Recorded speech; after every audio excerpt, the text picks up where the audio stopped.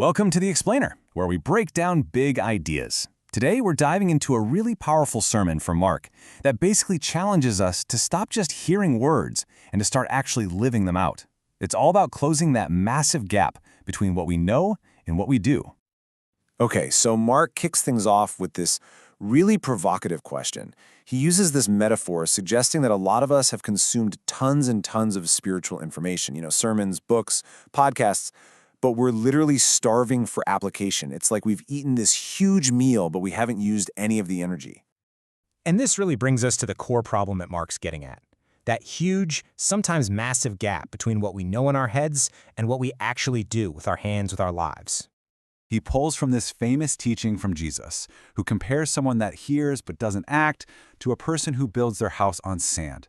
I mean, it might look okay for a little while, but you just know when the storms of life hit, the whole thing is destined to collapse. Why? Because there's no solid foundation. See, this shows us the real goal isn't just to pile up more knowledge or to feel good about what we've learned. It's about building a solid foundation through action, something that can actually withstand the pressures of life.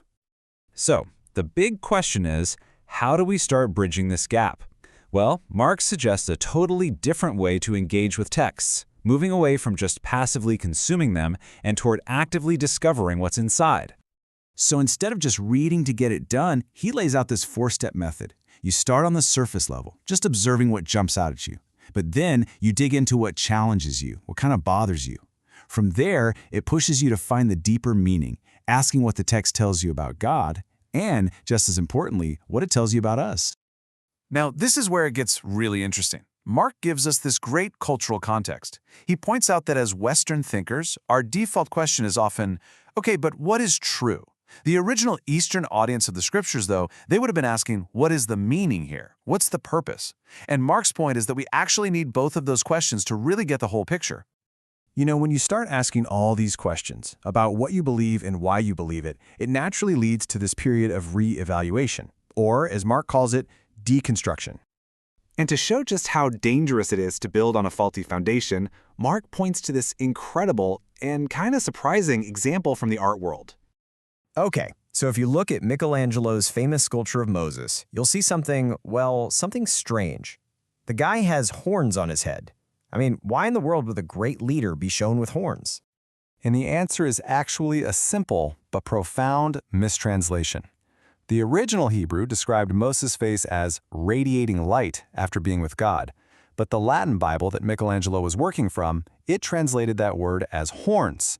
So a totally incorrect assumption became this accepted tradition that was, literally set in stone. And this is so key.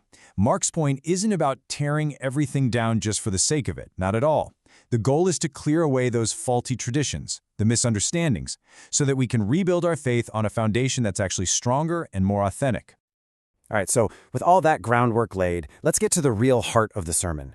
We're going to see how this all builds to a super specific, very practical application from the book of James in the Bible. So James paints this incredibly direct picture. A rich guy walks in, looking sharp, and gets the VIP treatment, the best seat in the house. Then a poor person in shabby clothes comes in and is basically told to stand in the corner or sit on the floor. And James doesn't mince words. He calls this discrimination rooted in our evil thoughts. Now, Mark is quick to clarify that the issue here isn't money itself. It's the motivation behind it, something he calls mammon. This is a force, a spirit of greed that doesn't care if you're rich or poor. It's just that desire for more, no matter what it costs other people. So what's the antidote to this tendency we have to judge and show favoritism? James introduces this huge concept, mercy. Put simply, it's not getting the punishment you actually deserve. This is the core ethic that's supposed to shape all of our interactions. This one line from James just sums up the entire principle. In that constant battle going on inside us between our tendency to judge and our capacity for mercy, our commitment to mercy is supposed to win out, every single time. So what does a community actually built on mercy instead of judgment look like? Mark describes it as an upside-down kingdom. To get how radical this is, we first have to understand the culture James was speaking into. The Roman world basically ran on a system of patronage. It was all about social hierarchy and these transactional relationships. I'll help you out, but you owe me. And then Jesus' kingdom ethics come along and just flip the whole thing on its head. It's the complete opposite. It's not about climbing the social ladder by having someone pull you up. No, it's about lowering yourself to serve others with absolutely no strings attached, basically destroying the social ladder altogether. So what this all adds up to is a teaching that turns our normal social values completely upside down. In this upside-down kingdom, the people who are usually pushed to the margins of society are actually the ones who are seen as blessed and important. Status means nothing, because everybody is on equal footing. And that leaves us with a final, really challenging question from Mark. And this isn't about some hypothetical church meeting anymore. This is about our own lives, our workplaces, our friend groups, our own hearts.